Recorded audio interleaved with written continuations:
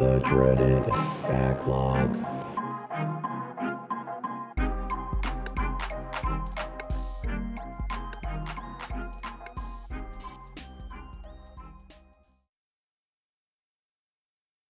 Hello again.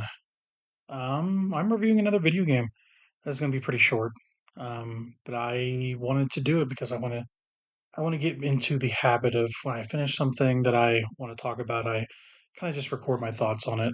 Um, I'm writing stuff here and there, and this is one of those things that I wrote about. Um, but I kind of wanted to make it more digestible for people. A lot of people don't want to read these reviews, which is fine. It's really mostly to kind of flex my creative muscle. Um, but yeah, it's not going to be the longest review in the world. It's for a tiny little indie game called Mullet Madjack, which I spoke about on the podcast earlier. This past episode anyway. And yeah, I just had a couple things I wanted to say about it. I love this game. Um, a little background: I played it on Game Pass when I still had my Xbox. I turned it in for some Switch 2 credit towards my Switch 2. So it was one of the last games I played on the service, and I just adored it. I really, really loved it. So to start, what is Mullet Magic? It is a first-person shooter, like a roguelike shooter. Um, it's a lot more than that. It's kind of a visual feast for the eyes, or a assault on the senses, if you will, maybe. It feels very in the kind of the neo '80s style, like a Kung Fury, or I don't know, what's it called? Far Cry Blood Dragon, I guess. It feels very inspired by '80s look and feel. Um, and it's got its tongue firmly planted in its cheek in the tone department. Um, but yeah, it's it's basically about this guy who is looking for a pair of sneakers. The story's not important, but the setup is this: it's he's looking for a pair of sneakers, and that's kind of the reward he gets for saving the influencer, this maiden in distress, I suppose, that's being held by this evil nefarious faction. I forget what they call them, but you're um, you're made to go do this by Peace Corps, this kind of like live streaming corporate body that has incentives for people that want to do things for them, little odd jobs, or rescue the princess, sort of things that you know of. And everybody is, I don't know, like the drugs the drugs of the time is are dopamine. Everyone is hooked up on that dope, and it's really funny to uh, to kind of see drugs literally being dope, like actual dopamine injectors. It's pretty funny, and it kind of takes a big. It's a big part of the game, and I found that part pretty funny. But playing it, like I don't know, the best way I could talk about Mullet Magic is this game. This game feels like jazz. It really does. And what I mean by that is it feels like freeform music. You are constantly moving in this game. Everything is governed with this like 10-second timer that you hold in your left hand, kind of like a cell phone sort of thing. And then when you kind of expire your seconds, you flatline, and you kind of need to keep killing enemies and moving faster, um, gaining kind of points to add to your 10-second clock to stay alive. It's like Jason Statham in Crank, if you've ever seen that movie. Um, yeah, it's a very busy game, very kinetic, very violent game. You're just trying to destroy the robo billionaires that are keeping your lady influencer hostage, and it's just a fun time. It's just a good time. Playing it feels like freeform. Yet it's structured in a really satisfying way, and it's breakneck yet delivered at the same time. The gameplay is a roguelite, not a like, where you play through a set of stages. I think there's 10 floors, I want to say, and every stage has basically 10 rooms. And if you die on your run through a stage, you you basically just start over at the beginning of that floor, which I appreciate. It's not a roguelike where or like a Hades where you just start at the beginning of your run at the very, very, very beginning. That would be tedious, really. But I like that it's a bite-sized sort of run based game. Um, and you always feel like you're slightly progressing, you know, even as the stages get progressively more difficult. There's like 6, 7 difficulty levels to this thing, but I just did like the mid-range one, like I think it was lenient or something like that, where I wanted to get a taste of the difficulty but not be too bothered by it, I guess. But yeah, basically, like when I talk about this game being jazz, like it feels like your weapons are your instruments, and like combat improvisations your sheet music. That's kind of the best way I can put it in my review. Um, yeah, it's like I don't know when you get going in this game, like you were just hauling ass. You're like a bullet train of hell. You're just opening a can of whoop ass here and there and everywhere, and you're just every time you enter a room, it's going to be constantly different with a lot of familiarities and you can definitely spam just running forward and just hacking away at stuff, but at some point you need to get like really deliberate about what you're doing to kind of get from end to end. Every level takes like 20, 30 seconds. So you need to constantly keep your dopamine going for your heart flat lines, right?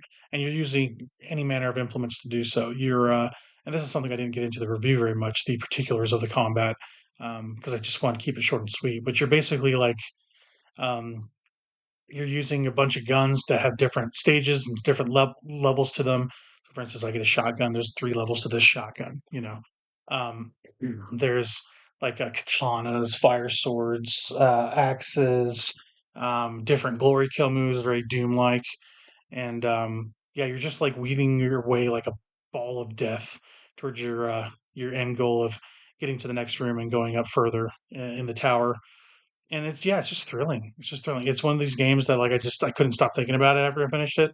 I really like games that do that. I really like when games just put an impression on me immediately and don't waste my time. Um, you know, it it's a great game to play. As for watching it, it kind of hurt my eyes a little bit. It's a pretty garish game. I don't think it looks bad. I love the style of it. But when you get moving, the kineticism like really starts to strain your eyes. You're like, I don't really know what I'm looking at because I'm just running so fast and I can't stop running fast to get done, But yeah, like I mentioned, the setup of the game is pretty simple. You play as the guy you play as the Mullet Madjack. His name is Jack Banhammer, BAN, like hammer. It's one of like the best character names I've ever heard. It's so silly. Um, and he's a quote unquote moderator hired by Peace Corps, like I said, to rescue the damsel, the influencer. Um, and like I said, dopamine is a drug. It's like a street drug that adrenaline junkies use to kind of get their high in the future, right? Um, and yeah, if you don't keep your timer going, your heart's gonna blow, right? I just like the premise. It's super goofy. It's definitely taken from something else, like I said in Crank. But it grabs you by your collar and just drags you along with it, and I love that. Um, it starts with a bang and continues all the way through, and it's not very long. It's like 2, 3 hours, and you're just blowing through these levels. There's kind of a deeper story than you think there would be, right? It's silly yet like pretty cogent. Um, the game like plays the fool, but it's kind of cerebral for a lot of it. You're just like, oh, this is gonna be a dumb '80s tinged romp, and it's kind of more than that sometimes. Like there's relevant themes of consumerism, artificial intelligence, desensitization. Um, they even talk about going to make assertions as people partaking in capitalism as being slaves to the product and goods and services they take in, as opposed to, you know, just sharing in the system itself. They're basically slaves to it. That's kind of what they assert, and it's heady topics for sure, and it's more than a comedic romp with guns. I will put it that way. But I have to say, the theming aside, the best part of this game, besides playing it in the fun tone they strike, is the villain. Mr. Bullet is so awesome. I don't know what about him resonated with me so much, but I think I just loved his design a lot. Just a great looking character. He's literally a bullet with like shiny ivory teeth, and it's such a simple character design, but I just love it. He's kind of the main antagonist throughout your your game, and it's his constant like badgering of you as you narrowly miss him each floor that gets like that gets you going after a while. You're like, I just missed this guy. And of course, you always know like, oh, I'm gonna finally catch you up to him at the end of this thing, right? Um, but yeah, it's that bit of interstitial comedy that just I love it. When you finally give him what for, it's the boss fight is so silly. I love it. I'm gonna be honest though, I felt kind of bad when I killed him, but I mean, he shot me in the brain. He pursued me in a golden mech and chased me down a neo noir interstate. But you know, it doesn't matter. He's all right in my book, even though his moral compass is skewed, shall we say? But yeah, I came to respect him. That's for sure. Mr. Bullet's all right. Um, Yeah. He feels like he could have walked out of Enter the Gungeon, if you know what I mean, like that kind of design, like a smiling bullet for a face. And he's also got a sick suit. It's a red on black suit with a red tie. It's stylish. Um, he's just cool as hell. He's just cool as hell. I love him. But yeah, I just keeping it short. I loved Mullet Madjack. There's simple tweaks and neat additions they made to the game. The roguelite genre. I really appreciated the permanence of some things while having the constantly randomly changing rooms was really nice. It just feels like a happy medium for myself as someone that's not a huge fan of the rogue style game.